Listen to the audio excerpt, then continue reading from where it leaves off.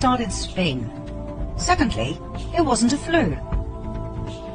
There's more, but let's start with these two, shall we? If it didn't start in Spain, then where did it? In the US. If it wasn't a flu virus, what was it? It was a bacteria that caused severe and in most cases lethal pneumonia. According to a 2008 National Institute of Health paper, bacterial pneumonia was the killer in a minimum of 92.7% of the autopsies reviewed. So why do we call it the Spanish flu? As a decoy, a smokescreen to hide the truth, because people prefer to hear a convenient lie.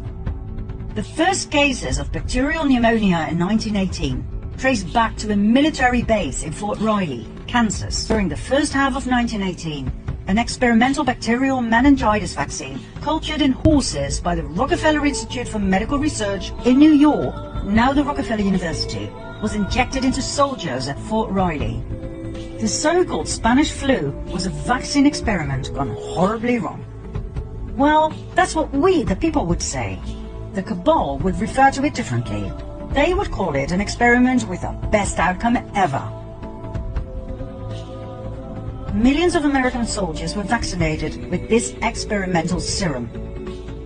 2 million of them went overseas. They fought under poor sanitary conditions, so the bacteria spread like wildfire wherever they went. The story was then spread that these soldiers would come home with all sorts of European diseases, so the American population was vaccinated as well. On top of everything else, the vaccines were distributed all over Europe. Only the vaccinated died. Healthy men and women in the prime of their lives died, not the elderly, as would have been the case if it were a flu virus.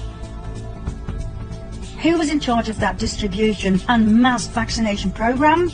The Rockefeller Institute. Who was the main scientist in charge? Dr. Frederick Gates. According to Gates, they injected random dosages of an experimental bacterial meningitis vaccine into soldiers. Those who survived became flowered adults, meaning they spread the bacteria to others, even the non-vaccinated. Amazing coincidence, right? Frederick Gates then, Bill Gates now. Rockefeller Initiative then, Rockefeller Initiative now. Closed down societies then, closed down societies now.